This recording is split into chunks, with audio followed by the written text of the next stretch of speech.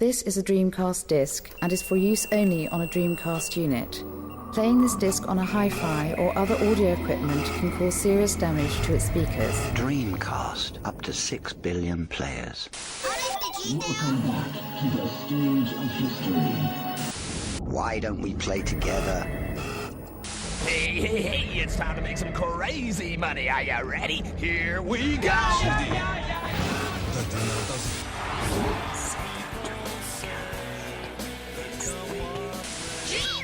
Please stop this disc now. Hello and welcome to episode 103, I think that's right, of the DreamPod by Dreamcast Junkyard, your place for all Dreamcast-related news and exciting things. Depends on your definition of excitement, of course, but I think it's fairly exciting. It's quite good. And today we have a special guest, but before we get to that, let me introduce you to two people who aren't that special because they're always on. They're special to me, though. You're special to me. Brian, how you doing? Well, not so great anymore. Sorry, ouch. Do you know, just because you're here all the time, there's only so much you can take of somebody before they become less special. True. Yeah, fair. The other person you just heard there, that is Mike. Hello, Mike. Hello, Andrew. You all right? Yeah, wounded, but I'm all right. Wounded. Words hurt, Andrew. I know. Words hurt. I know. You did once want to put me on an island, and I can't even remember what it was, but you wanted to put me on an island that was not very nice, Mike. So, I had to get back at you somehow. Yeah, fair point, yeah. Yeah. Deep cut there for listeners. Moving on to our special guest. So we've had a few special guests in the past. Most recently, of course, we've had Peter Moore, and we've had all sorts of other people on from various different aspects of the Dreamcast, from journalism to game development to, Sega itself. And this time we're kind of almost in between slightly, between journalism and game development here, because we've got somebody he's done quite a lot of everything, and some of it to do with the Dreamcast. And that person is one of the writers for the original official Dreamcast magazine in the USA. He has gone on to produce movies and games, currently working on The Last Worker, and his name is Jörg Tittel. Hello. Hello. How you doing? I'm fine. I mean, I just feel like I have to work really, really hard to clear the air from earlier. That was, whew. I was pretty mean, wasn't I? I'm sorry you had to hear that. Just intense. I mean, this may be the last ever episode, which is kind of cool.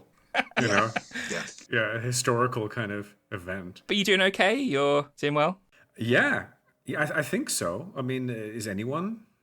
I mean, I don't know. Yeah, I'm fine. I'm sort of crazy busy with different things, but there's the one thing that relaxes me the most is to, I think like a lot of us, is to either sort of dive back into the gorgeous things that made us happy 20 years ago, or talk about other people's games, so I don't have to think about making my own stuff for a second. So yeah, I'm happy to be here. Awesome. That's good. And Brian and Mike, I love you, really.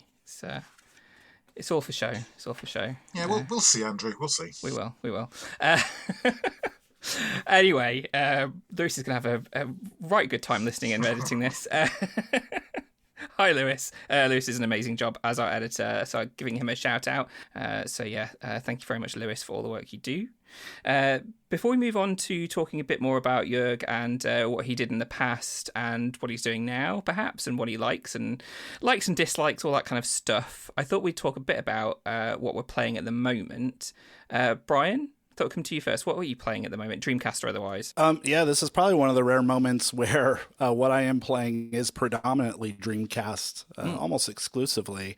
And I recently replayed through Grandia 2 after 20 years or so. That was actually in preparation for a piece that I wrote for the upcoming Dreamcast Year 2 book that you are putting together. So shout out to that.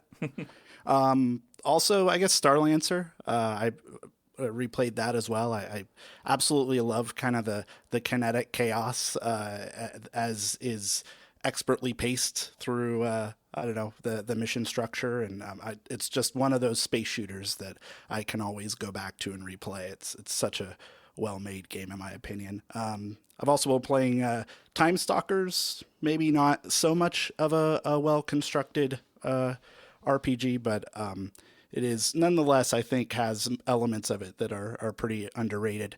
And then the mother of all underrated Dreamcast games I've been playing. Well, not underrated. People love it to death. It was the best-selling game, period. Sonic Adventure. I absolutely love that game.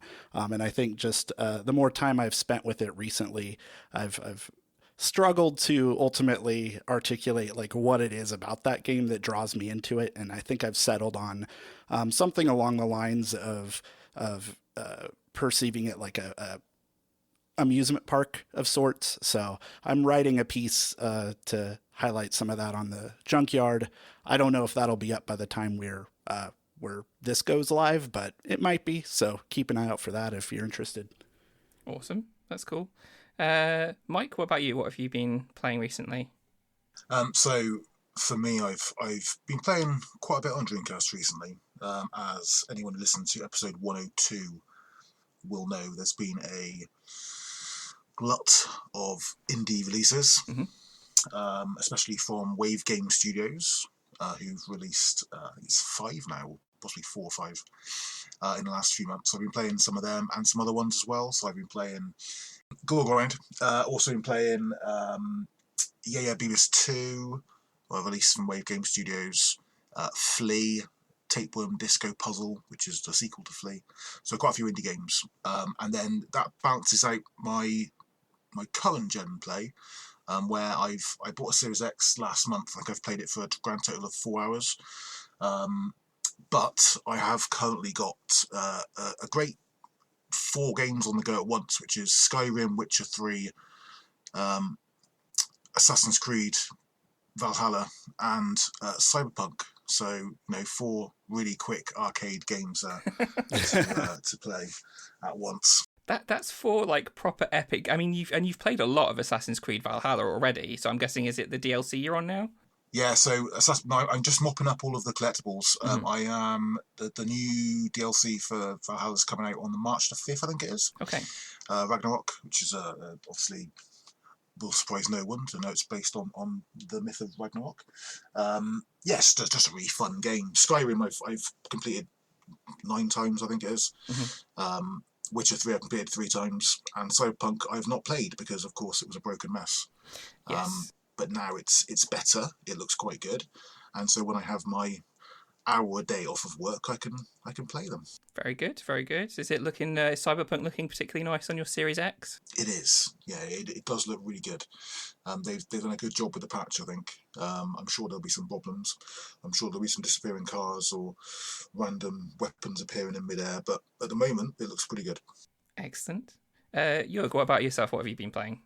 Well, on the Dreamcast front, I had a couple of hours spare in Paris a week and a half ago, and I saw a pristine copy of Headhunter in a shop, and so there's this retro shop, so I had to pick it up because I'd lost mine from whenever it first came out, 23 years ago or something, and so that was really lovely to revisit.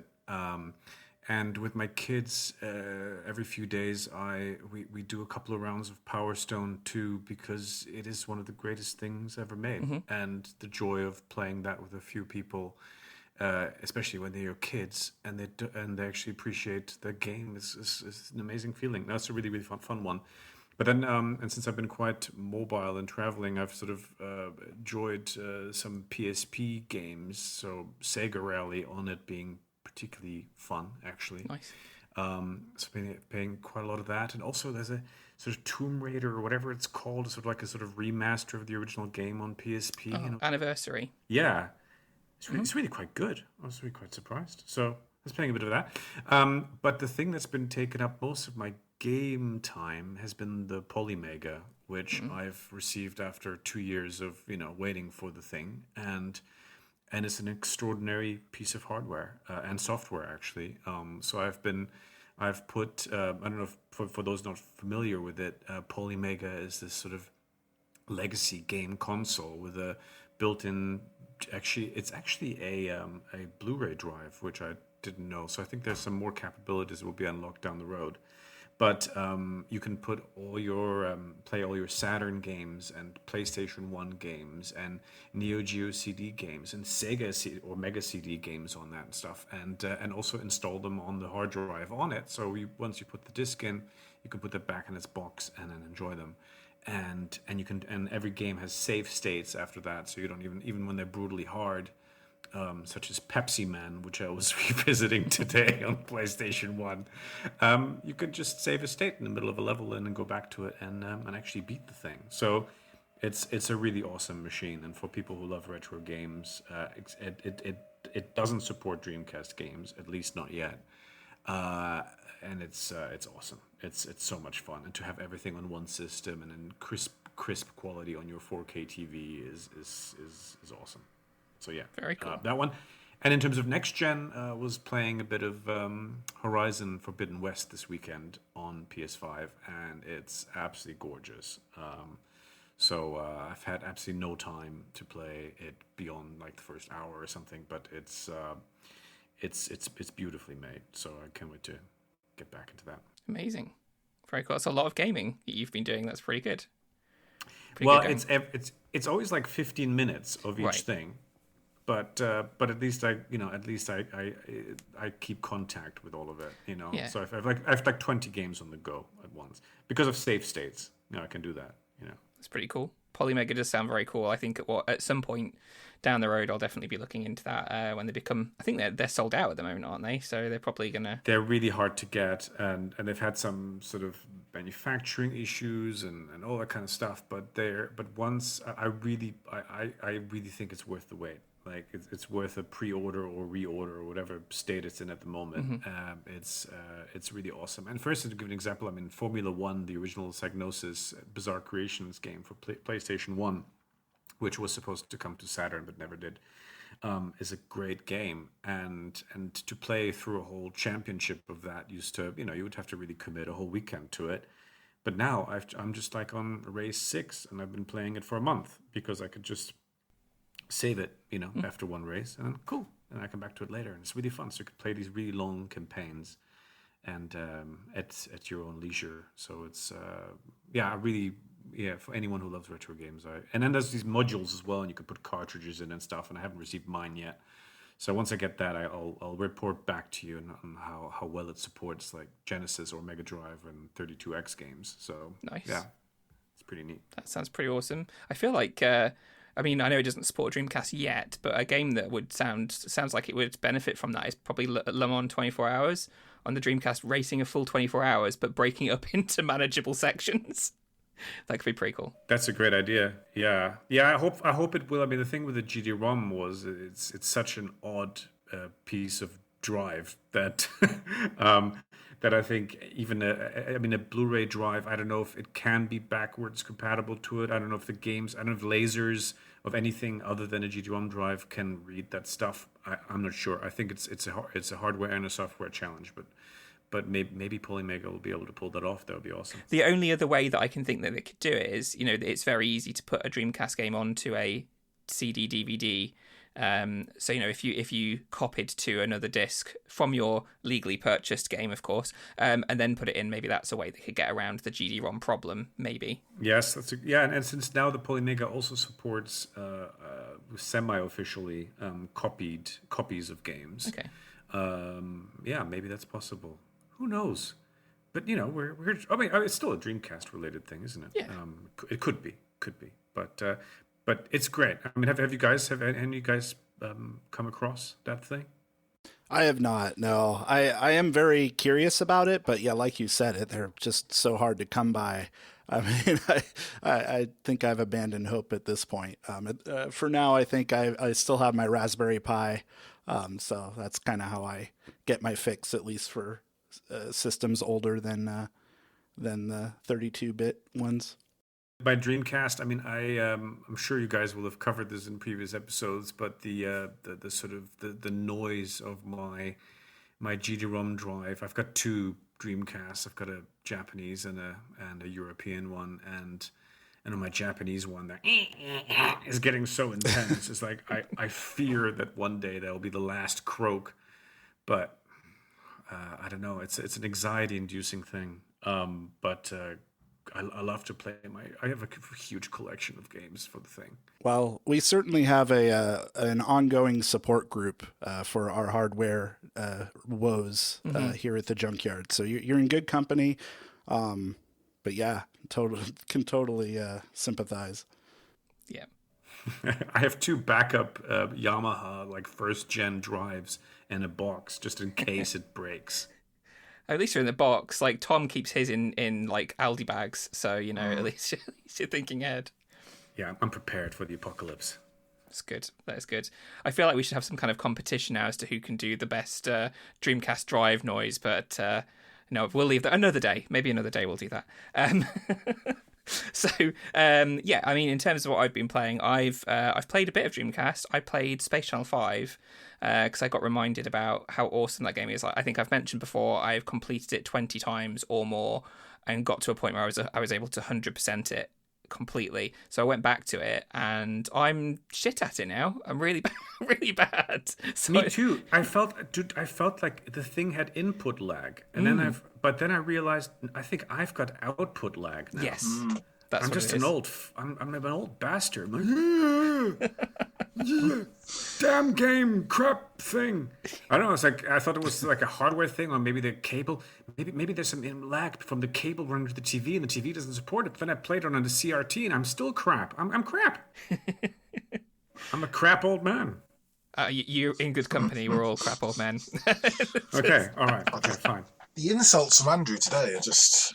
Do you disagree, Mike? Do you disagree? Oh, no, 100%. I agree, but that's not the point. Oh dear. So yeah, Space Channel 5 I've been playing on my GDEMU, which broke and then I got working again, which I was very happy about. I actually opened up a Dreamcast for the first time in my entire life.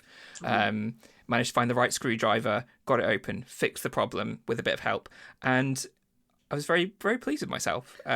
So I opened the Dreamcast for the first time during the first lockdown, which was I think 27 years ago, and I because the thing was it just stopped working, and the laser or whatever, the drive didn't read anything, and I opened it up and I felt like an absolute hero. You know, I mean, I opened that up and sort of like, you know, like took the drive out and cleaned the little laser and shifted some things around and whatever, and put the screws back on, and then boom, you know, I was like MacGyver.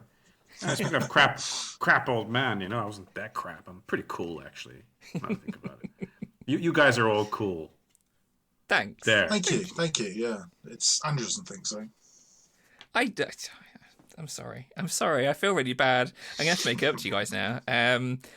But yeah, so yeah, Dreamcast, that's what I've been playing there. And then I recently got a PS5 as well, which is awesome. Managed to track one down. Actually, my partner tracked one down. He really wanted to play Horizon Forbidden West, which still hasn't arrived because of the storms. But we got one, and he had to buy it from like a branch of Argos somewhere outside of London. So had to travel quite far to go pick it up. But it's worthwhile. I've played a few games, played a bit of Death Stranding Director's Cut, some Ratchet and Clank Rift Apart. What else have I played? Sifu, which is really, really cool. And also Cyberpunk now that the patch is out. And I've played like 7 hours of that now. And I'm really, really loving it. But yeah, Sifu is pretty cool. Pretty cool game. Have you played the Astro? Yes, of course. Yes, it's awesome, isn't it? It's very cool. I can't wait for a Soviet team to make like a full-on Astrobot game. That would be fantastic. What, did you play the PSVR game? I haven't yet. I keep intending to. Oh, it's incredible. I really rate it as high as N64, as N64, as the whole console. No, as Super Mario 64. Oh, I think it's an incredible jump and run game. Have you guys played it? The other old bags, the other old crappy old dudes. I did. I bought it, I don't know, around when it came out, and I feel like it is the closest I'd ever played to a Nintendo-made game from a company that wasn't Nintendo. That's probably the vibe I got. Pure joy, isn't it? Yeah, it's so much fun. And yeah, the PS5 one, as you all were saying, also excellent. Makes as a showcase for the DualSense capabilities. It's amazing in that regard. Except for it sets the bar a little high for other developers who are not necessarily focusing on that aspect of their games. So I hope it's not it's super unutilized, but it seems like more and more games are moving in that direction. So that's good. Yeah. Cyberpunk uses something like they use the adaptive triggers, which I was quite surprised that they actually put that in. Considering all the other problems they've been having with that game, I thought they wouldn't even bother with, DualSense specific controls, but they did. So that's quite cool. In the driving aspects, it kind of, you can feel the gear shifting in the triggers, which is pretty awesome. But yeah, it's. I mean, I feel like so far PS5 is the most immersive console I've had. Like the DualSense itself is incredible, and then we've got the Pulse headset as well with the 3D audio, and that is like on another level. Like being in Night City in Cyberpunk and just hearing people around you and things going on, and it's incredible. So I'm really happy with the PS5 purchase for sure. Well, let's just rename this podcast and just talk about that thing. Okay, sure. I mean, really now we've got to rename it the Crusty Old Man Podcast. Lewis won't be happy; he's only in his 20s, but the rest of us. Anyway, moving on from those things, let's have a chat about what we're always here for, which is the Dreamcast, and let's dive in first. So, Jörg, you wrote for the official Dreamcast magazine in the USA from its very first issue. Can you tell us a little bit about how you got into journalism in the first place and how you came to work for the official Dreamcast magazine? It's so funny. You just reminded me of the fact that I wrote for the first issue, which I completely forgot. But I was studying acting actually and theater at the NYU at New York University, Tisch School of the Arts, and when I'd first moved there in '97 or something horrifically long ago, I was really homesick at some point and broke, and New York is a very expensive city. Well, I thought, until I moved to London, where I am now. But anyway, and as I was sort of broke and homesick, I went into my sort of dorm's computer room, and I browsed probably one of the first websites ever built, at least it feels like it now, for the German game magazine Maniac, and because I used to subscribe to them, but I also used to like send in cheat codes because that's how much of a nerd I was, and I'd find cheats in games, and then they'd send me money. They'd actually send me money from Germany to Belgium, where I was growing up, for cheats. I was like, this is awesome. And so that allowed me to buy lots of expensive imports and consoles and other things, as a 14, 15, 16-year-old stuff. It was really a great way to feed my addiction. And then they replied to me I sent an email from New York saying, hey, I miss reading the magazine and whatnot.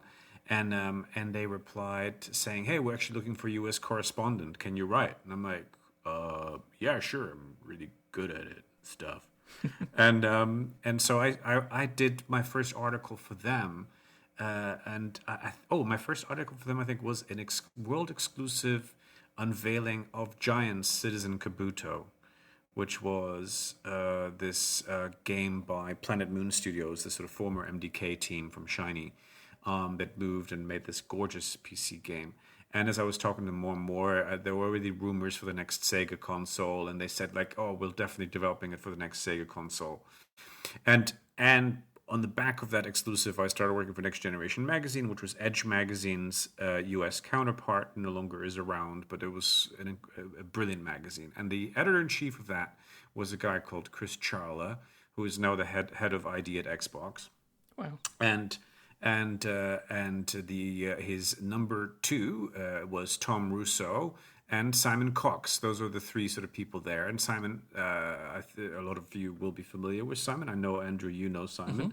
Mm-hmm. Simon then and Chris actually then moved over to the Dreamcast magazine after Next Gen collapsed. And together with a few other lovely people like Francesca Reyes and others, they put this gorgeous magazine together. Chris soon departed. Simon then took over, and it was just a jolly bunch. And so, I was always a massive Sega fan, which they knew and which Simon knew. So it was natural for me to continue writing for them. Awesome, yeah. And like you said, you did write from the first issue. I mean, I'm mostly a fan of the UK Dreamcast magazine for obvious reasons since I live here. So I'd never really seen a copy of the American one until I think I've said before, my mum, I believe, threw away all of my old Dreamcast magazines many years ago. So I rebought them while I was researching for my books. And when I rebought them, one of the people I bought from on eBay sent along a copy of the very first issue of the official Dreamcast magazine for America, which I'd never seen before, and it's so nice. Like the paper they use in there, there's like some shiny pages and kind of metallic inks and stuff, and I was like really impressed that it was done. But looking at it, so I don't know how much you wrote in this particular issue, but there's one that has your name on it, because obviously some of the news articles and stuff don't have names attached to them. And your first article was a preview, a coming soon in the preview zone for Echo the Dolphin Defender of the Future, which is a nice little thing. The first thing that struck me, I always kind of just have a brief look over pages before I properly read them, and the thing that struck me was your name at the end, which was Jörg S. Tittel, and then in brackets Gurgle, which made me giggle. That must have been a Simon joke, that one. Oh, really? Yeah, I think so. I don't know. I completely forgot that I wrote that article, but I was in touch a lot with Gergely Chassar, who's the son of Andras Chassar, the Hungarian founder of what were they called? Oh my God, Appaloosa, and the developers of Echo. Yeah, and it was lovely, and back then it was such a nascent community in a way, because the sort of chat programs and all those things were only just emerging, like ICQ and AOL Instant Messenger and whatever. But they also meant that the first people that were using those tools were game devs, of course, because they were the geekiest and nerdiest, etc. And so if I wanted to get in touch with someone, where it be, if it was, him or even Peter Molyneux, I could reach them on ICQ pretty easily by just sort of searching for their name, and they'd come up and you'd sort of contact them. So that was like my first social network in a way. And so that, so I had this sort of cunning way to get in touch with the people I admired and who were doing great work at the time. And that's how I got a lot of these exclusives, because we just started chatting away. Yeah. Very interesting. Good old days. I do miss MSN. I don't think I ever used ICQ, but MSN was my go-to back in the day. So do you remember much about what you wrote at the time? How long did you work for the magazine before you moved on? I think I till the bitter end I wrote for them, really, until the Dreamcast disappeared. I kept that up, and it wasn't that long a time, mind you, as we know. So a couple of years. But yeah, I mean, my thing was I never wrote a single review in my life, because I never felt like I should criticize other people's work if I don't know how to do it better myself. And since I always had aspirations to make my own stuff, or whether it was as a writer or director or producer, etc., I just felt like if I criticize them now, one day that would bite me in the ass. And so what I was interested in was the talent behind the games, and so whenever I wrote an article for them, it was usually about some luminary doing some amazing new thing. And so I was, of course, a huge fan of the original Echo the Dolphin games, so that makes sense how that happened. And then through the process, I talked to a lot of great people. I mean, we'll talk about Illbleed later, maybe, but. But yeah, I mean, Mizuguchi, we talked about Rez, and now my dear friend Frédéric Renal, who did Toy Commander, and then was working on a game called Agartha, which sadly never saw the light of day, but before that he created Alone in the Dark, the original Alone in the Dark, and Little Big Adventure. So so lots of great people that I loved, and who were making lots of great games for the Dreamcast.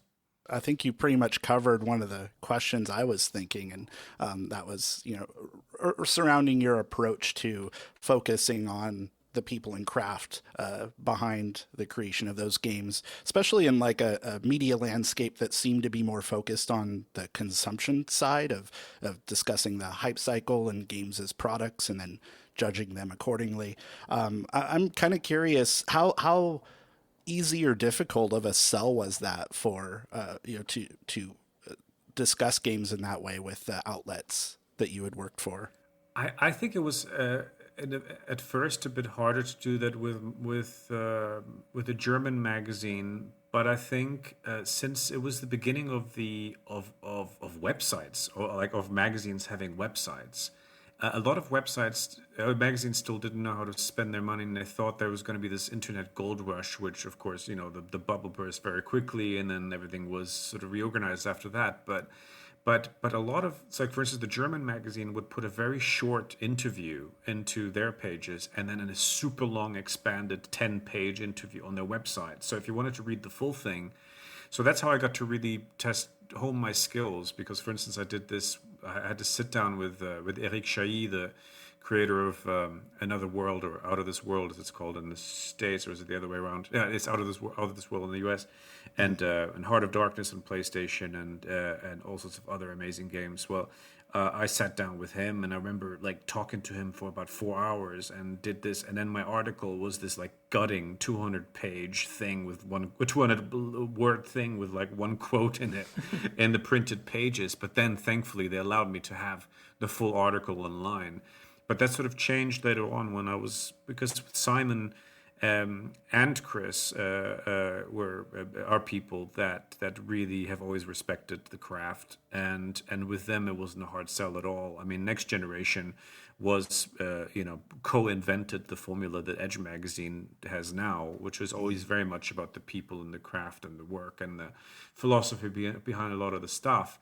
And whereas the reviews are always sort of at the very end in a sort of quick turnaround format, but it was really about not about the industry as much as about the work and the thought that goes behind games. And I loved that, so I really responded to that. So but they're the ones who approached me. They're the ones who somehow found out about my German exclusive, and they wanted to have a bit more of that for their pages. But to me, I knew, and I'm certainly not alone in this, but I really felt very deeply that game makers would be the Spielbergs of tomorrow. And as I was studying theater and acting on stage and dreaming about making movies at the time, but equally enjoying games and seeing how rapidly the technology was evolving. I was like, obviously all of these things are going to be one soon, and when they are, then I want to be a peer of these incredible people, and I want to have learned from them, and I want to know what they're like, and I want to see how they think, and hopefully also exchange notes with them down the road. And so thankfully that's worked out. Yeah, that's fascinating. Yeah, it seems like as you built those connections, a lot of that was reciprocated as well. Completely. I mean, it's like it's. I can now talk to people like Frederic or Eric, who I just mentioned, and call them up and say, how you doing, and we will share stories of each other's struggles and successes and other things with each other, no longer as a sort of journalist, sort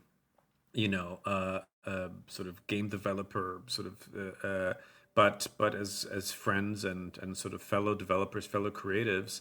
But at the same time, I also feel that sort of weird gap and delineation between journalists who are profoundly creative people and game makers shouldn't exist. I think, particularly in the game industry, game journalists have been sort of forced into this weird rehashing press release sort of marketing sort of nonsense. And I believe that especially in games, like reading between the joypad clicks and stuff, and finding inspiration in the games from the early pixelated days to the almost photoreal games today, is like it requires a huge amount of imagination to communicate something so as complex as a game to a player or to an audience, to a reader. So I have tremendous respect for game journalists equally. And I think there's a certain breed of game journalists that always loved the craft. And those people are now in charge of places like Xbox, right? And they're now in charge of places like PlayStation. And a lot of tons and tons, I can list so many of them that were my sort of peers at the time, because they were the most passionate, about the craft, about the people behind it. They're now, making big decisions in the game industry. And so, case in point, I don't see there's a huge difference between a journalist and a game maker. They can be one and the same. There is a fair few people who've kind of gone in from journalism straight into game design. Like we spoke to Casper Field, who edited DC UK magazine in the UK, and he went on to kind of work for Argonaut, I think, and then went on to set up his own studio, Wish Studio, which made the PlayLink games for PlayStation. And then obviously yourself as well have gone on to create a studio and make games like The Last Worker, which is coming very soon, which is exciting. So it's almost like a lot, the people who really love games and like to write about them almost seem to find their way into the field as a game maker eventually, right? Or at least within the industry somewhere. I think so. I mean, I also it's also very important to be critical. I just personally never I always found it just wasn't me to put a 7 out of 10 or something or whatever. I just thought it was sort of it wasn't my place, and it just it felt like a tasteless endeavor. But I also see very much value in that, and I do read game reviews, of course. But yeah, God damn it, I'm passionate about games. I think they're incredible, and the people behind them are fascinating, and of course, game publishers and also certain developers have for the longest time hidden their talent away under a logo. But thankfully those days seem to be coming to an end, and it's not about egos. It's not I need to know that Cliff Bleszinski is behind this thing. But occasionally, there is an auteur behind the game, and to know that she or he have been behind it makes it special. I want to know what the next Amy Hennig game is going to be. I think she's brilliant, and she, just the other day on the Polymega, I was playing Legacy of Kain, Soul Reaver, which she wrote and was the creative force behind, and it's so good. Yeah, I mean that game is just so good, and you play that now, it practically hasn't aged. Mm-hmm. Yeah, and has a great Dreamcast port, of course. Great Dreamcast port, yeah, and she's had a sort of a slightly unlucky streak with both sort of leaving Naughty Dog and then starting a project. Was it a Star Wars thing? Yeah, Star Wars, and then that's no longer happening or whatever. But I think she's doing a Marvel thing now. I almost wish she was doing an original story next, but whatever she touches is going to be awesome because she's incredible. So yeah, she's another one of those people. I interviewed her actually about Legacy of Kain back in the day. I think it must have been the Dreamcast port that we talked about. I don't know. But she's one of those people as well that I met through this journalism racket. Yeah, that just is so fascinating to me. I mean, particularly given how, just the broader landscape of that includes the business side, right? Where publishers, probably both on the media and the game side, see this as a little more of a transactional marketing tool for that coverage. And so they want to guard those communications as closely as possible, but that does run antithetical to the desires of both game makers and the people wanting to talk about those games. I mean, I don't know, what were like some of the other challenges or that you encountered with that dynamic, if you can recall? I was very lucky with Sega because, as we know, the Dreamcast, because I think that's one of the reasons why we love it so much. It was a maverick system, but it was most importantly a very maverick community of developers working in close conjunction and almost like a family with the not just publisher but also the hardware manufacturer. So the group of developers and first and second party developers for Dreamcast especially were very, very closely knit and communicating with each other and supporting each other. And it sort of felt very much like an indie community does now, like the indie community does now. But back then we didn't have a name for it yet. And so, Charlie Belfield, who sadly is no longer with us, and he was the head of PR for Sega. He was a Brit, but he was based in the States, and he was just gorgeous, and he looked a bit like Benny Hill, and he was just jolly and fantastic. and he really took a liking to me because I was based in New York, and he would always invite me to whatever was happening in New York, and he just gave me this unfettered access to whoever I wanted to talk to, because he knew I would turn into something, just, at least I tried to turn into something human, and he was interested in that. And so while he would go to the game pros and the game informers and game fans and whatever the hell else was out there, for the sort of mainstream coverage, but I that's not me. And at the same time, I think it just added to that sort of mystique of the Dreamcast as attracting really original talent and original voices. And Simon and Chris and others took that spirit that was Next Generation magazine into the Dreamcast magazine as well, because in a way, what is now Edge magazine is also the same spirit that we love the Dreamcast for, I think. So that it just, that was just something a little bit deeper to some of those visions, whether it's Rez or you mentioned, Sonic Adventure earlier. I mean, those are sort of timeless classics. And they had a sort of higher level to them. And anyway, I'm babbling, but yes, it just felt natural for the Dreamcast sort of developer family to have this sort of human treatment. They really wanted that. They wanted people to be individuals within that, to make really highly individualistic games. That was the Dreamcast spirit. And anyone working at Sega, or we're still at Sega from those days, will confirm that. That was the idea. Yeah, that's really insightful. And I appreciate that a lot.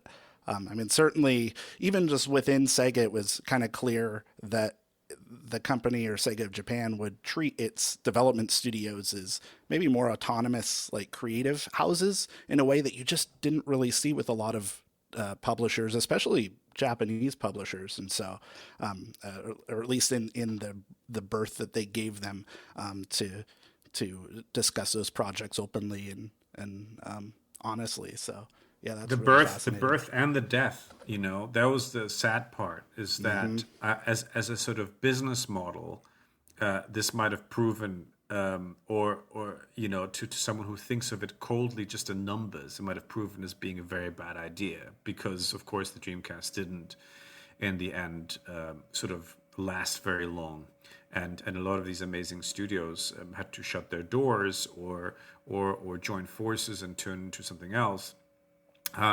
Entirely, but actually, like, just to give a little plug, but hey, I can, because Andrew is involved.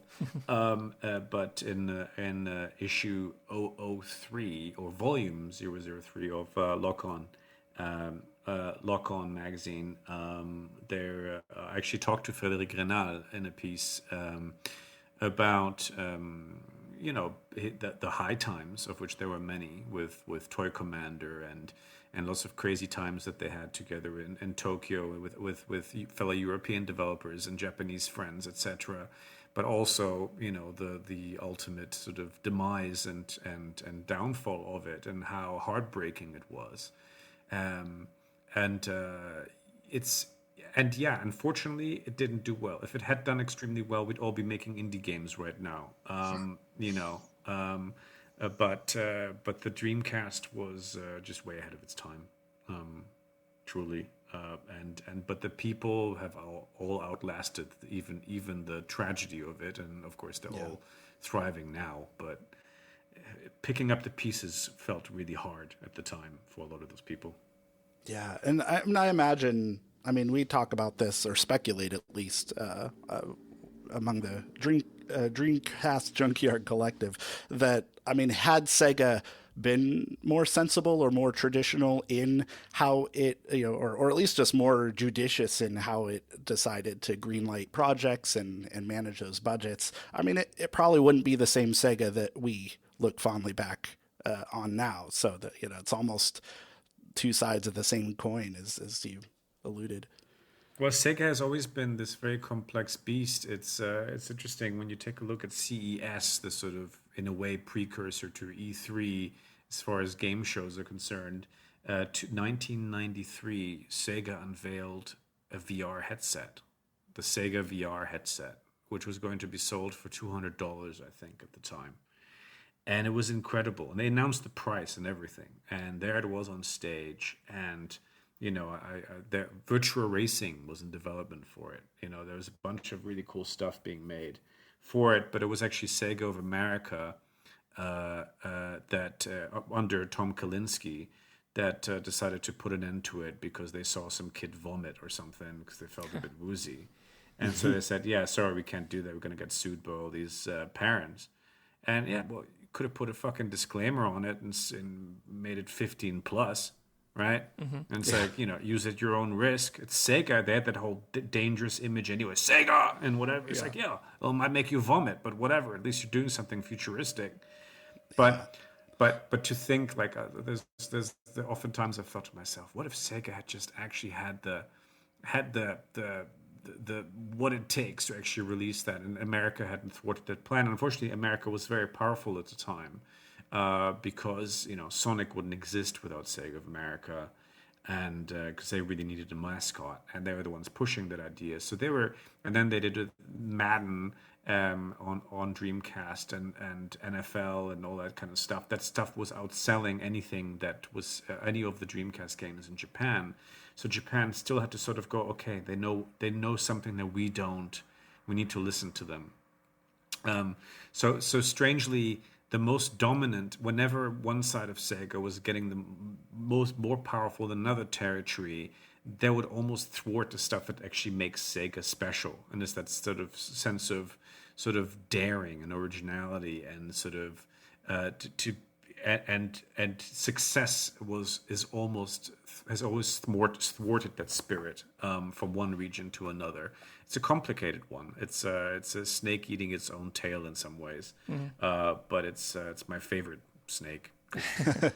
It's very interesting, isn't it? Like the back and forth between America and Japan, and you've got Sega Europe that was always kind of caught in the middle, like the child caught between the parents, and just doing what they could to make sure that the Europeans got what they needed. But yeah, it's like the Dreamcast, arguably part of the reason it failed was because of that back and forth between America and Japan, right? Completely. I think the one thing that made Sega Europe relevant in the global structure were its PC games, mostly, whether it was Alien Isolation or the Football Manager stuff and now a bunch of other things since. But there were some luminaries within I just mentioned Headhunter earlier, but Toy Commander, Bizarre Creations, the fact that Fur Fighters, which I adore, had to be published by Acclaim in the end because Sega no longer believed that they could make the numbers happen, was kind of sad, because Bizarre was was a second party Sega developer at the time. And to suddenly see that Acclaim logo on there. Actually, there's so many great GBA games where suddenly you have like an Acclaim or a THQ and some other freaking logo on there. It's like, why? Suddenly people went, oh shit, we no longer believe in our stuff. Even in a beautiful Space Channel 5 and other IP, we just don't believe in it anymore. We're just, we can't make the numbers happen. We're going to slap this other logo on it. But I'm so happy to see Sega now back with confidence. Like they're really like, yeah, sure, it's like you feel like it feels like a bit of a license thing in a way with the Sonic movies, but the fact that they're actually doing so well, and I really actually enjoyed the Sonic film. I mean, it's and I'm looking forward to the second one. Maybe it's because I've got kids now and we had a crazy good time watching the first one because it was silly and Jim Carrey was actually in high form and whatever, but it's cool to know that Sega is actually back in the conversation. It was actually the last successful movie before the pandemic started at the box office was Sonic. So I think it's a nice turnaround for a company that sort of prematurely died almost 20 odd years ago. Yeah, for sure. Just going back to your days in journalism and looking at the Dreamcast, and you've mentioned that you spoke to quite a lot of people during that time. I think you've mentioned to me that you kind of got on quite well with the developer of Seaman as well. Is that right?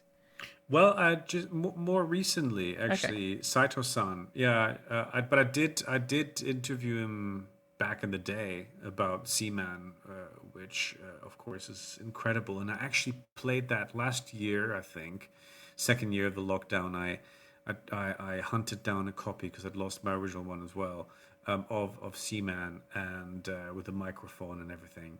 And I played it for 30 days straight. Well, you only ever played about 15, 20 minutes at a time, with the kids, and they'd come back from school or homeschooling, whatever the case was at the time, and we'd pop it in and engage with the weirdness. But what an incredible title that was, and how ahead of its time that was as well. I mean, if you on the dialogue for the US translation, actually, it's probably one of the best written translations of any game.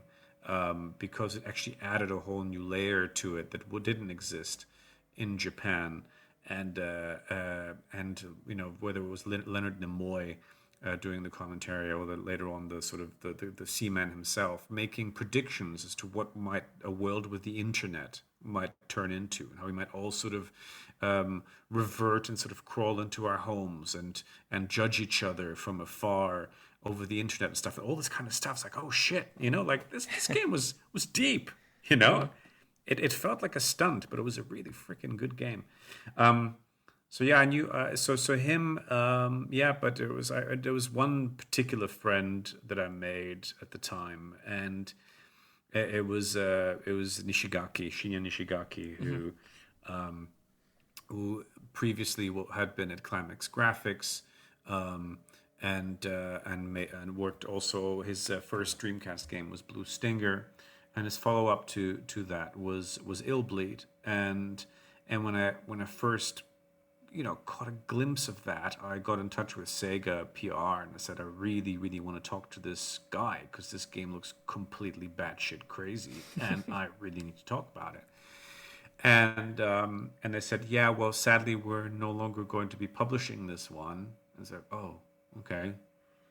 But we'll put you in touch. So they put me in touch with this guy, and I started talking to him because it was originally announced as a Sega of Japan published game, and I started talking to him, and he was writing to me in very, very broken English and then via translator, but much, much less broken than my Japanese. So. And he told me that indeed he was actually looking for a publisher in the US who didn't have one, so I didn't know if it was worth talking to him. He's like, I told him, I don't give a shit if you've got a publisher in the US. I want to talk about your game. And so I talked to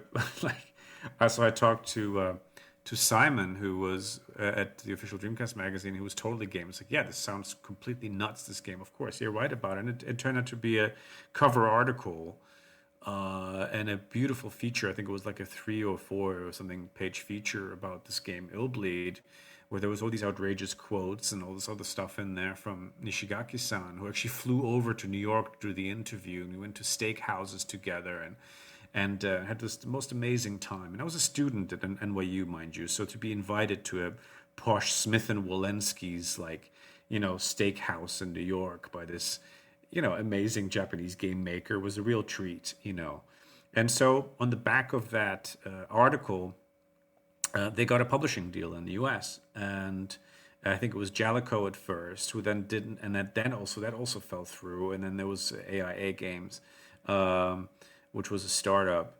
But anyway, he got a deal on the back of that, and he was so grateful for that. And we became friends, and he was so grateful. It's like, I will now, I've modeled the character after you in the game. And I'm like, what? It's like, yeah, there's a playable character. Well, he will be playable only at some point, I'm not entirely sure and stuff, but he can be, and his name is going to be Jörg S. Baker, and he's a detective like you. And I'm like, I'm not a detective. Yeah, but you're a journalist. It's basically the same thing. And also, you found your way to me, and then also, and you convinced these people you're a detective. So okay, sure, I'm a detective. And so he asked me if I was okay with that, and then he sent me this photo of me, but in illustrated form, and this 3D model that they'd made, and I was so flattered by that. And I thought the guy must be out of his mind. I mean, does he have any friends? What the fuck? It's like, why me? I just did this little article. And so we became really dear friends, and the game, of course, was the cult. Would end up becoming the cult that it is now. Sadly, Shinya died a couple of years, 4 years or so after release of the game, which was terribly sad. But the game will forever live on. I mean, I adore it. I adore it so much. I've actually built a little homage to it into The Last Worker. So when people play that later this year, they'll have to dig a little bit, but they won't be able to. They won't miss it when they see it. Let me put it that way. Amazing.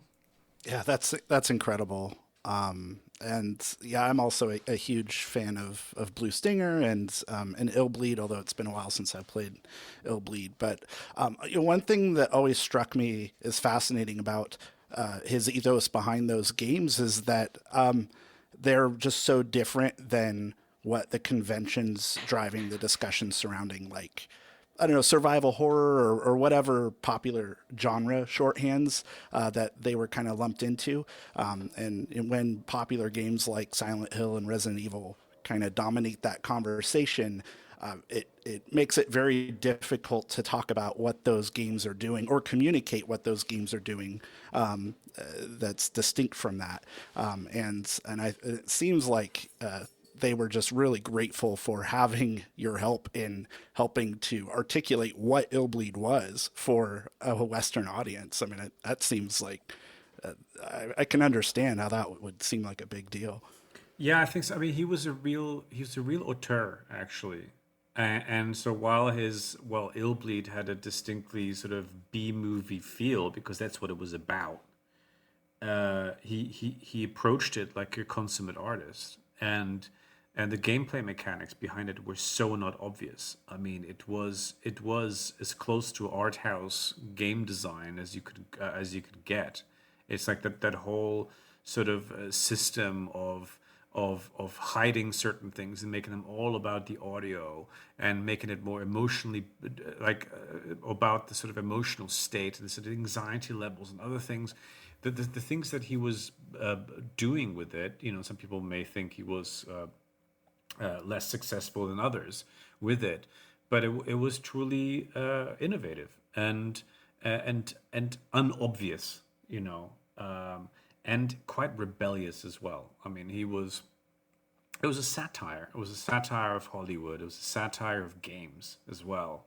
It was incredibly funny and outrageous at points as well. And he was quite aware of it, but he was also a very gentle guy, sort of a chain-smoking, gentle giant, of a guy. When you were in a room with him, he knew that he was deeply loved what he did, what he was doing, and he was an artist. He was not a businessman, and which probably explains why it didn't sell incredibly well. But it's one of the most memorable games I've ever come across. Yeah, absolutely. And I mean, in hindsight, it certainly, I feel it does embody the spirit of the Dreamcast as you were describing to a T. It is. I have the Japanese version. I have the American version, which I'm really grateful for. Actually, it was Dominik Ciechocki, who actually wrote for issue 003 of Lock On as well. Mm-hmm. I introduced him to Andrew, who hooked me up with that copy because I'd lost mine in a warehouse theft incident anyway years ago, and then I managed to actually track down. It was one of those sort of crazy lockdown purchases, I think, but I managed to track down a Taiwanese copy. It's the only game that was for Dreamcast that was released only, in Chinese. Mm-hmm. Yep. And it's an incredibly rare copy, but I'm a lucky owner of that one. And it says it's Illbleed in Chinese. And so that obscure title, which barely sold any copies in the US, struggled in Japan, something, convinced Shinya to try and conquer China with it, which I think is so incredible and bizarre and another sort of testament to his sort of strangely forward-thinking genius, Do you have that one, Mike? Do you have the Taiwanese version of Illbleed? I do. Yeah, it's a lovely little box with a calendar in, I think, as well.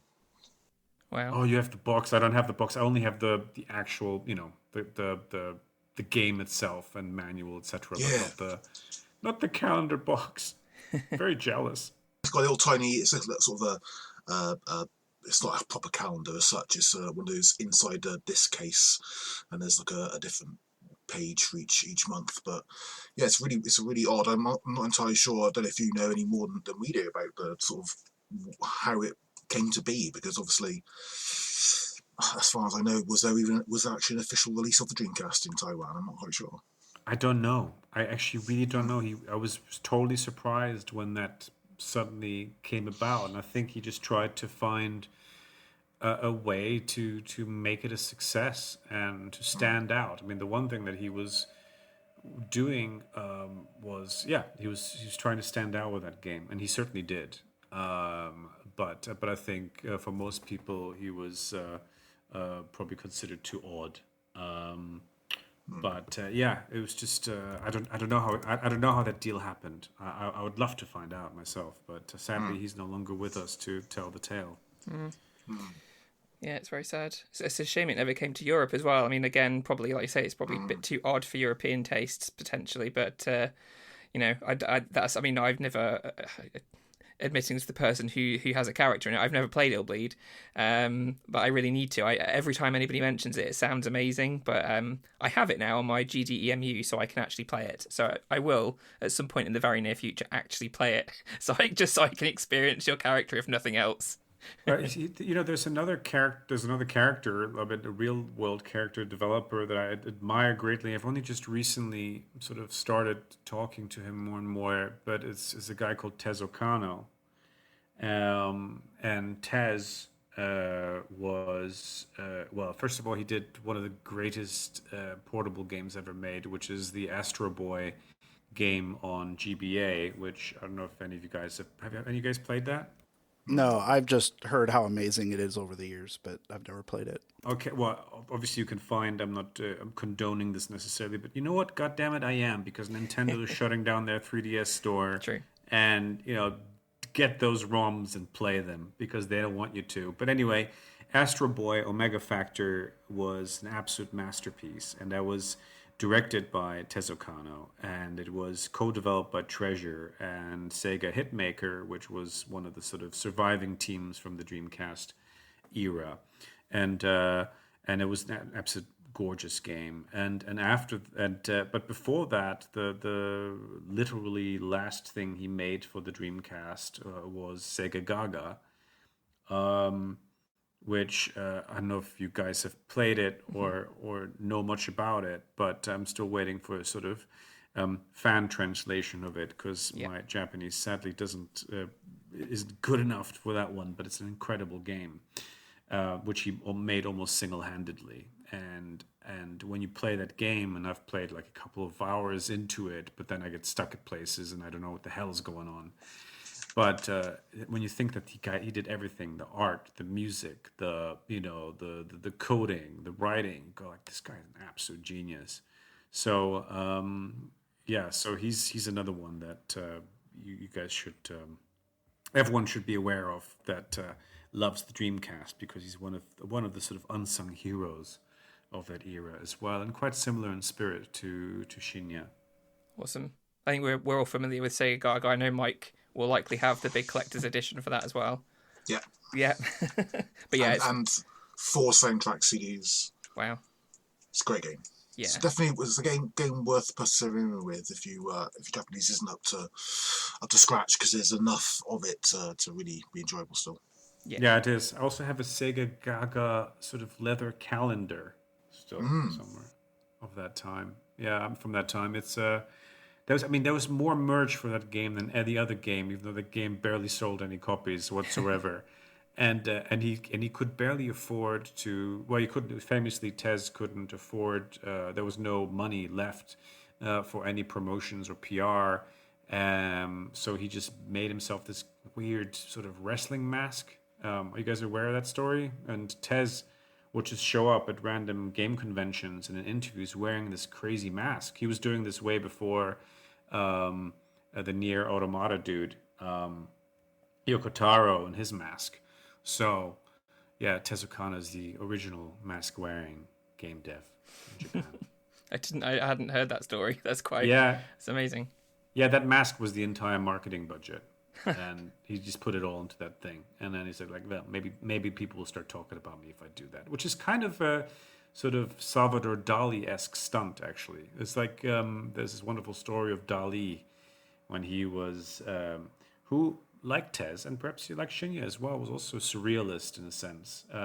And hey, it's called Sega Gaga. And if you think about Gaga and the Dadaists, maybe the roots are in there somewhere. But Dali was almost banished from Spain by Picasso and Miro, who were so annoyed by this rising star, who was always louder than them and always made everyone talk about them all the time. And just wanted to get rid of him and his annoying Russian wife, who always stole the show. So they gave him a one-way ticket to the U.S. and they thought, they'll get rid of him. We won't see that fucker ever again, right? And so they put him on this ship. And he was traveling on that boat at the very bottom barrel of the boat, with all the poor people, and because that's just what the rich Picasso and Miro decided he was worth, and so he was right next to staying right next to the chef, who would have to cook for the entire ship, and at some point as they were sort of approaching America. He asked the chef if he would make him a really, really big baguette. And he says, like, how big? Well, how big can you make it? And he says, like, well, my oven is, 5 meters long. He's like, great. I want a 5 meter long baguette, please. And it's like, okay, sure. Yeah, whatever, man. So he had this massive baguette and they arrived at the port of New York. And they're just standing there, and there's all these journalists awaiting the arrival of some massive star. I don't know who it was, but a big male sort of film star was of course, riding on the upper deck in the sort of luxury suites on the boat, and they're waiting him to descend from the boat, with his glorious entourage and whatever. And right behind him, there's this freak with a massive baguette on his head. And so everyone started talking about him instead. And the next day he had a gallery owner deal. Mm-hmm. And, a couple of weeks later he had a meeting with Disney and started doing an animated film for them. And, Picasso and Miro regretted it very much because he became bigger than them. That's mad. That's an incredible story. Wow. Isn't that cool? Wow. Yeah. Wow. Yeah, I wish it had worked for Shinya and for Tez actually more. But I think Tez has some magic in him still. I don't think we've heard the last of him yet. Very interesting. Yeah, I mean, do you feel like those eccentric personas and that style of that Tez and Shinya or Nishigaki-san?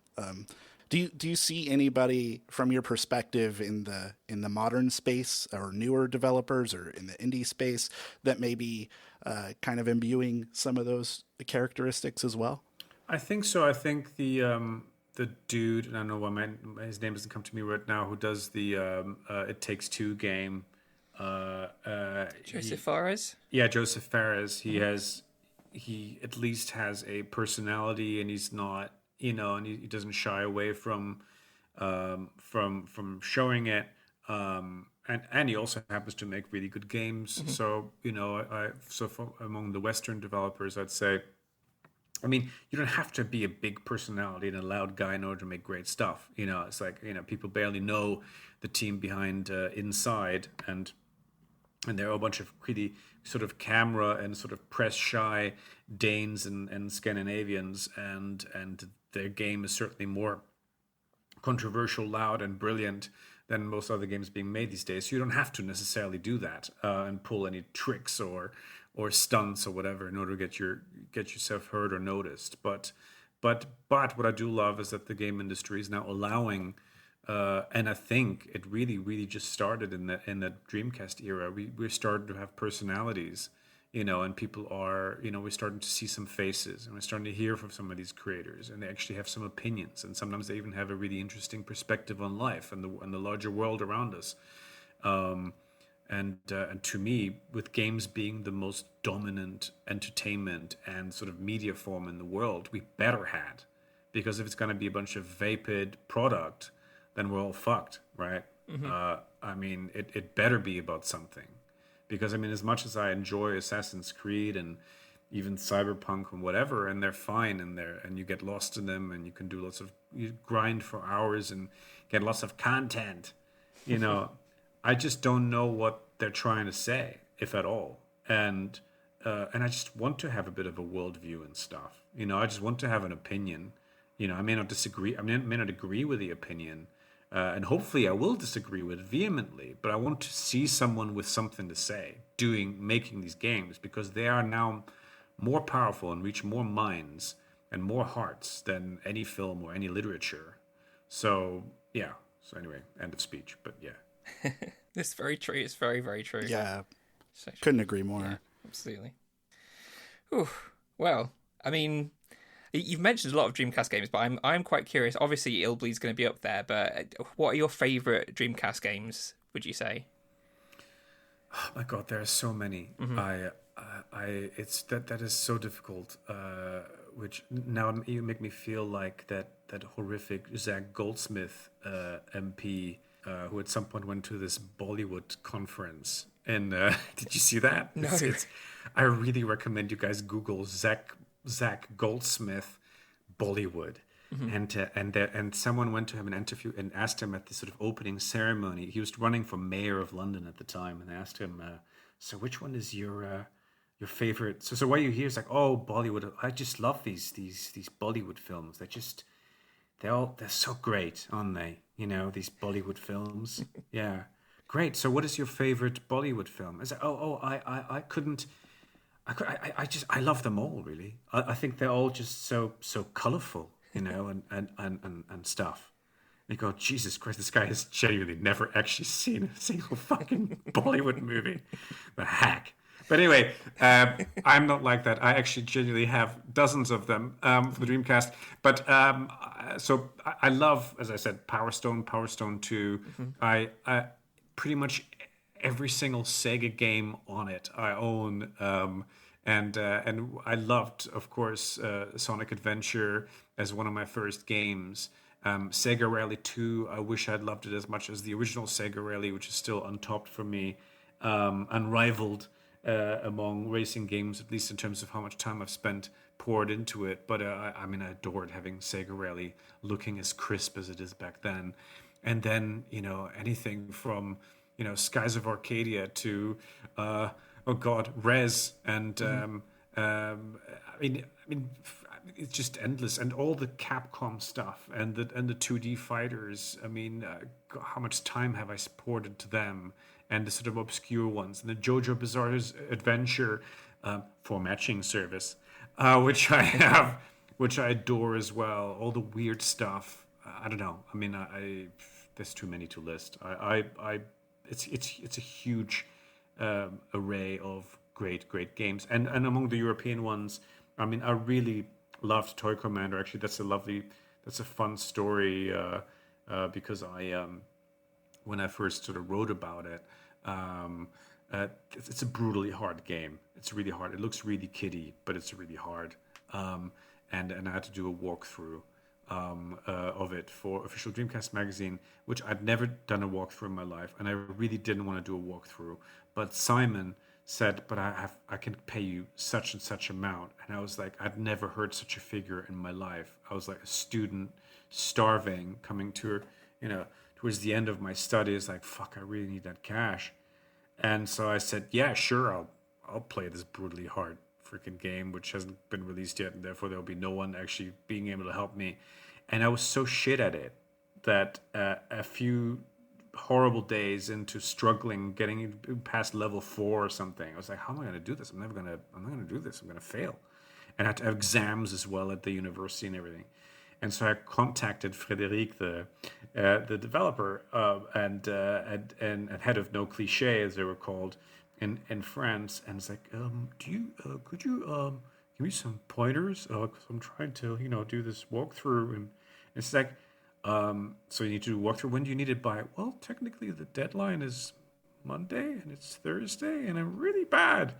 And he said, well, let me see what my head of the QA department has to say. And then the next day I got this full walkthrough of it in French. And so all I had to do was translate it. Yeah. Wow. And so that was my Toy Commander story. But I love that game. I think it's a great game. And the other day I was playing it. Well, a few months ago I played it with my kids and one of my oldest friends' kids, and they had met for the first time, and there were language barriers and all sorts of things, and they played it for 5 hours straight, 4 players, split screen on the same device, on an old dusty Dreamcast in the south of France, and yeah, it's awesome. So I really, for those who haven't played Toy Commander, played multiplayer with a bunch of kids in a room, and I think it's better than Fortnite. Well, there you go. You heard it here first. But does Simon know that that's what you did? Have you ever revealed to him that that's what you did to make your money? Yeah. I was honest to him about it. Yeah, he knew. He didn't care as long as he got the article. So that's true. That's true. Yeah. Yeah. It's brutal out there, man. The world of journalism. Yeah. I mean, it seems like the creativity in establishing those connections and getting that information is, probably something he must have been really impressed by, I'd imagine. I think so. I mean, but he very similarly went about it the same way, which is why he's friends with Mizuguchi to this day and a bunch of other great people in the industry.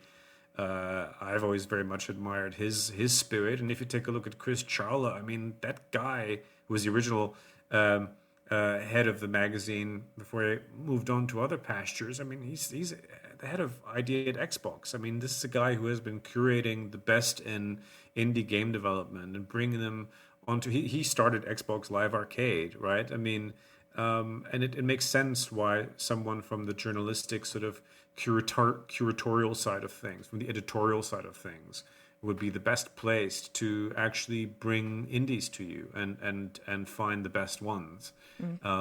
So yeah, I think we all had to be really creative in the way we went about it, because the industry wasn't set up for it. It wasn't set up for talking about ideas in a human way. It was very much a product. It was like as if, to a lot of them, the head of EA at the time came from the meatpacking industry. Yeah.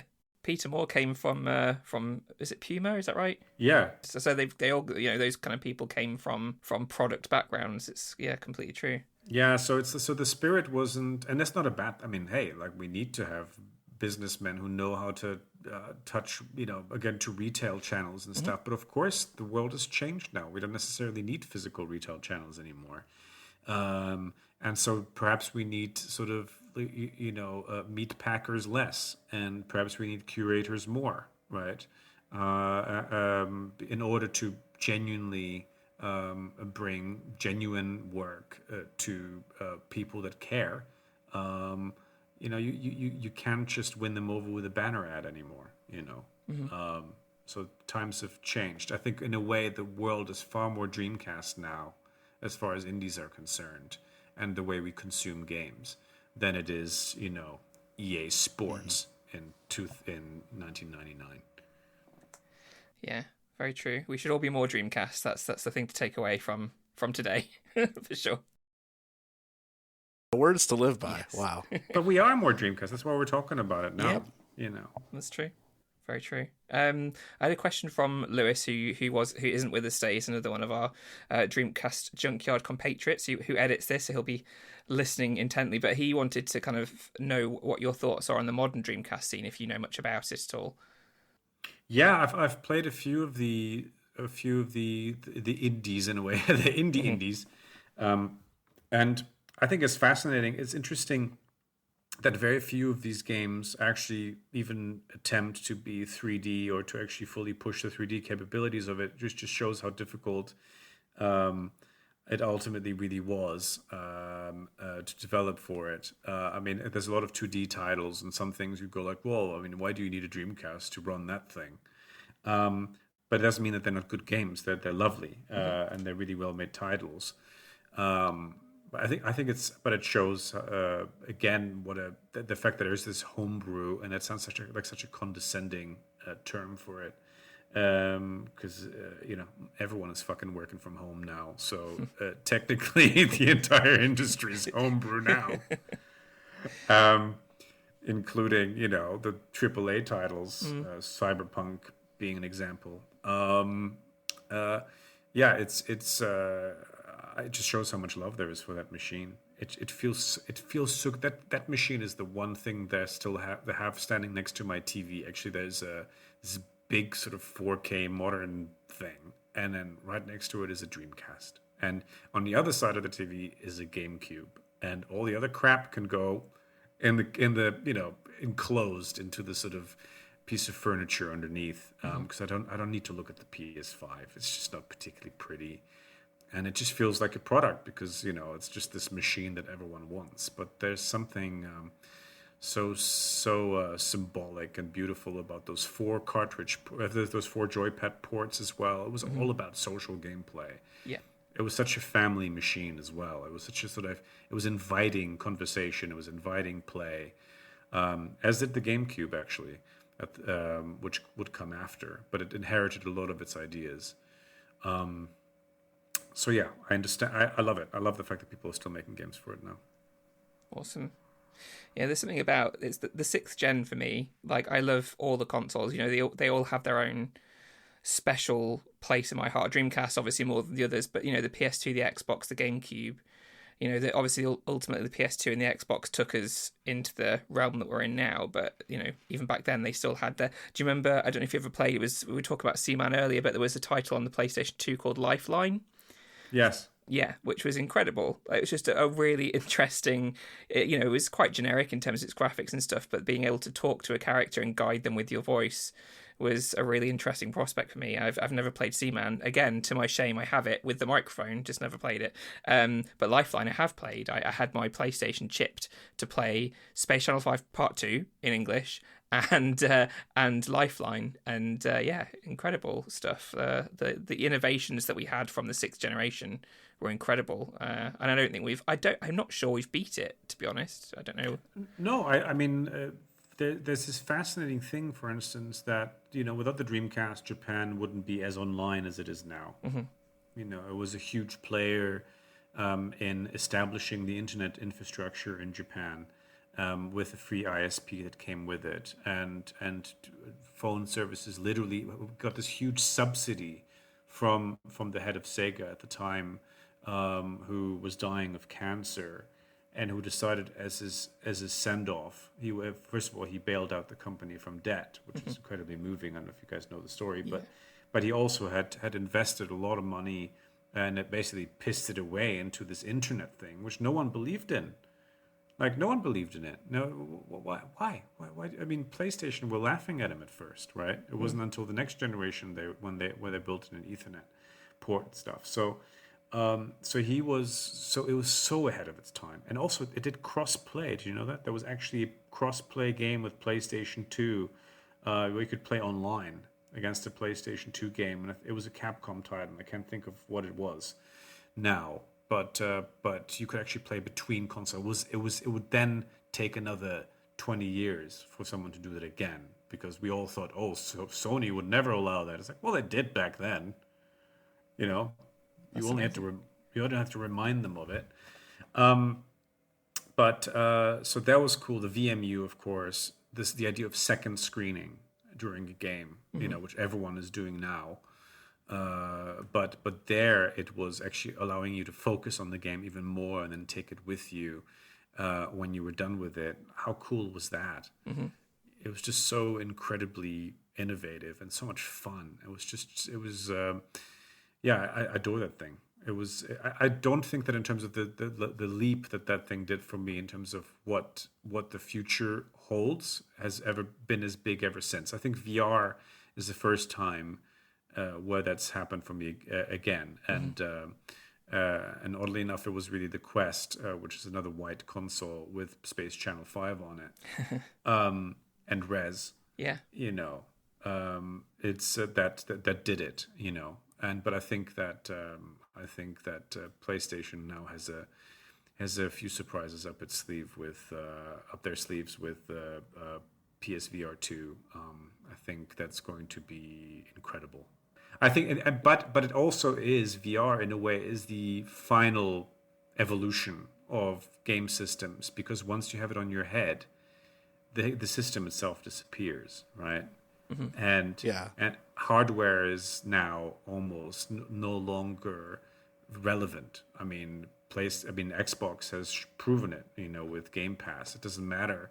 They don't give a shit if you have the Xbox, or if you play the same Game Pass subscription on a PC, or perhaps even on your iPhone. Instead, they're happy either way, because you're playing the same games in the same quality, regardless of what screen it's on. So yeah, I think that was Dreamcast to me was the final ultimate system. I was like, yeah, that is a beautiful object, Absolutely. All right, well, we're kind of coming up to a point where we'd usually wrap up. Have we got any final questions for Jörg at all? No, I just want to thank you again, though, for covering so much ground and really diving into a lot of the aspects of the medium that I find personally most rewarding about it. And thank you very much for joining us today. Well, thank you guys for having me. I'm happy to jump on anytime. It's a console and a community and and a history, and also a future that I personally adore.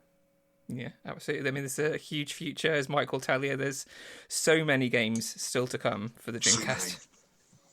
Yes, and there's a lot of things that were created in the Dreamcast days that still are evolving to this day.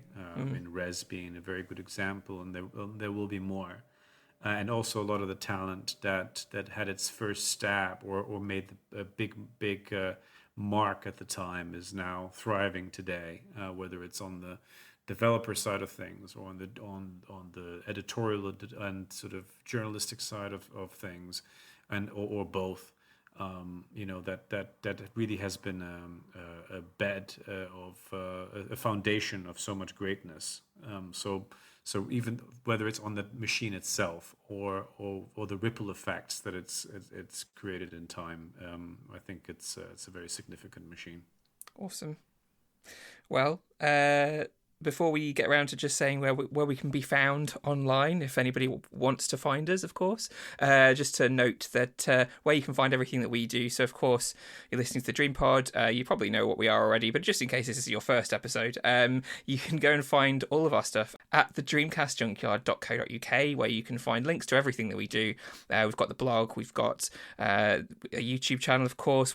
You can also go and find our Twitter account that Mike and Lewis run. Lots of incredible articles up on the Junkyard at the moment. We've had a bit of a renaissance in terms of writing articles. Tom's been beavering away on various articles, from Virtuous Striker to the Spud Dive, of course. And I even wrote an article recently, which I very rarely do, which was a bit of a one about the official Dreamcast magazine in the UK and the 100+ new games that were touted for the Dreamcast back in July 2000, and just kind of going through which ones actually came out and which ones never saw the light of day.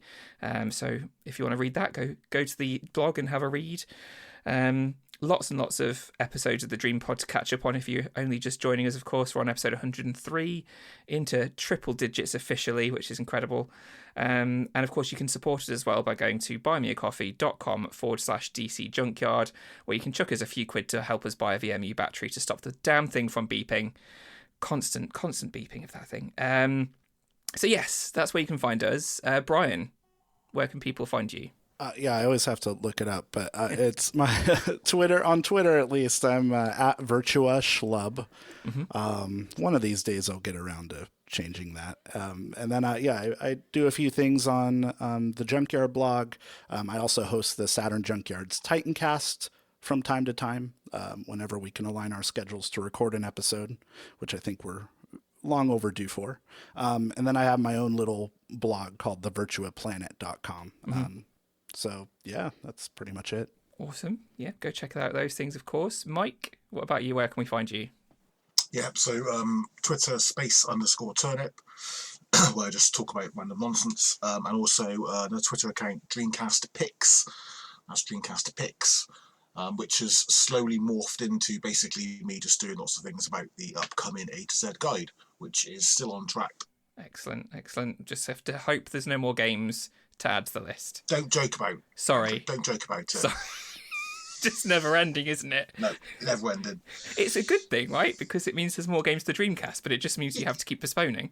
Yeah, when you think you're going to write an A to Z guide about a console, because the entire games catalogue's going to be out already, and then they decide to have a renaissance and have 35 games planned for a year, gets a little bit annoying. If they release enough of them quickly enough, maybe you'll have enough to just draw a line and have a volume 2 to cover it all, maybe. Yeah, yeah. God knows. And Jörg, where can we find you online? Well, just because I don't want to send too many things around, I think let's just follow The Last Worker on Twitter, which is just @TheLastWorker, and then on that you'll find my name in the bio and things. But that way I get to promote my little game, and you'll see the trailer on it and all the amazing people involved and all the cool stuff that's coming down the road. And also, there are a couple of little homages to the Dreamcast in the game as well. So for any Dreamcast fan, I think they'll. And to Illbleed in particular. So yeah, watch out for the game. I'm incredibly proud of it. The team has been working throughout the whole bloody plague on this thing, and it's going to be something special. Looks incredible. The trailers and stuff you've shown me over the last few months have looked great, and the talent that's involved, developers of course, but the voice talent you have involved as well is fantastic. So yeah, very excited. Lovely. So yeah, go check that out, please do. Coming out sometime this year, we don't know yet, but keep an eye out on their Twitter account, and I'm sure they'll let you know when that's out. Yes. And you can find myself at Oddment84 on Twitter. You can, of course, as well find me over at Lost in Cult, which is at Lost in Cult. And as Jörg said, we are just about to release 003 in a couple of months' time. By the time this podcast goes out, the Kickstarter will have ended. Hooray, it was successful, yay, and probably be able to pre-order it. But yes, you can read lots of writing from people like Tom Charnock, Lewis Cox, Rich Elsey, who are all people on the Dreamcast Junkyard. Of course, Jörg as well, who's written his piece as an interview with Frederick Grinnell. We've got Simon Cox, who's been mentioned, who does an interview with Mizuguchi-san. There's just so many awesome stories about the Dreamcast, so go and have a look at that. And yeah, for all the Dreamcast Junkyard stuff, as I've said, go to the blog. Also at the DC Junkyard on Twitter, where you'll find lots of Dreamcast memes and polls and things. And I think hopefully by the time this is out, we should also have on the blog the official top 21 games of the Dreamcast Junkyard staff. We all did a bit of a vote recently, kind of tallied up our top 10 Dreamcast games and put them down. It's been 21 years since the Dreamcast was discontinued, so we figured why not have 21 Dreamcast games that we all love. I think it's a pretty good list from what we've gathered. I think it's a pretty good list. Could you just tell us the one game that didn't make it onto anyone's list? There was a few, I think, that didn't make into anyone's list. Yeah, some of the big ones. Grandia too, I don't think anybody picked. No. Echo the Dolphin definitely didn't get in there, I don't think. Or did it? Did Crazy Taxi get mentioned? I don't remember Crazy Taxi get mentioned. It's in there. It's in the top 10. Oh, yeah, it's there. Yeah. So Crazy Taxi 2 didn't. Sudden horrible thing. No. But, what about the Spirit of Speed? It's there. It's there. It is there. We have a particular. So James Harvey is our resident Spirit of Speed lover. He extols the virtues of that game at every opportunity. Of course, it's great game. Never have I heard a more sarcastic tone in my life. Oh goodness. But yes, to James it's just misunderstood. But of course, it's fine. Yeah. Well, to James, as to James, I'm sure. Yeah, to James, NFTs are misunderstood. So it's true. It's true. We shouldn't get into NFTs. That would. Yeah. No. Yeah. No, I don't have another 2 hours. No. Anyway, let's leave it there on that lovely note. Please go and look at The Last Worker. It's going to be fantastic. And, of course, check out everything we've got to offer at the DC Junkyard, the Dreamcast Junkyard. I'm going to keep mixing up those two terms randomly. And join us on the next episode of the DreamPod. I have no idea what that will be, but come back, find out, and join us for that when we'll chat more Dreamcast at you. So thank you very much again. Thank you very much, Jörg, for coming on. As Brian said, it's been a pleasure. Thanks, guys. Thank you all. Thank you very much. Until next time, see you later. Bye-bye. Please stop this disc now.